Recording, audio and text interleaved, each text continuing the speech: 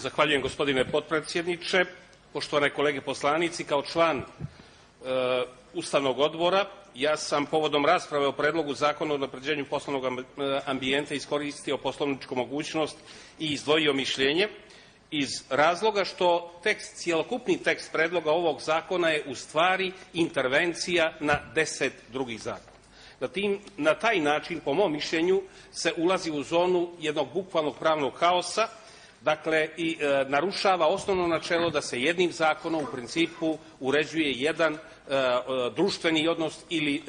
grupa veoma srodnih društvenih odnosa. Ulazi se u zonu da se jednim zakonom, kada se ima ovakav pristup, dakle, mijenja 10 drugih zakona koji se inače u skupštinskoj proceduri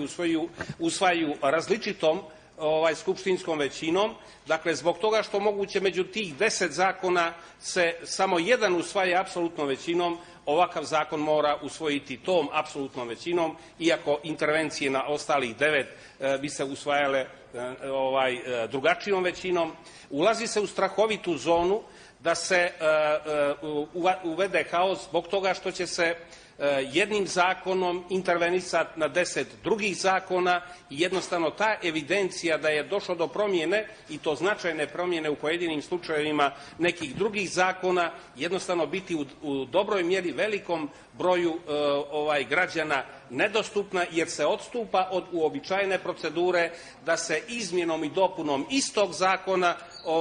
vrši njegova izmjena, i teško da će nekome pasti na pamet da izmjene i dopune Zakona o životnoj sredini traži u Zakonu o izmjeni poslovnog ambijenta i da ne nabrajam ostalih 10 zakona na koje se interveniše. Pripadam ljudima koji misle da svako zainteresovani ko pokrene postupak za ocjenu ustavnosti kod Ustavnog suda može postaviti pitanje koja odredba, na primjer u Zakonu o građenju objekata, je važeća, da li ona koja je u Zakonu o izgradnji objekata ili ova odredba u zakonu koja se nudi u unapređenju poslovnog ambijenta, kojom se mijenja jedna kardinalna odredba na koju su, evo vidim, intervenisale i kolege poslanici iz vladajuće koalicije, da se briše odredba da se neka nepokretnost može uvesti u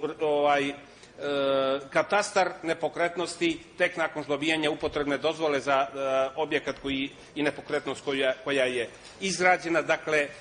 nisam siguran da se radi i tu o unapređenju poslovnog ambijenta, već o zloupotrebi instituta poslovnog ambijenta. Inače, kada sam izdvojio mišljenje, mislio sam upravo na ovu proceduru na koju ukazujem, a ne na celishodnost rješenja koja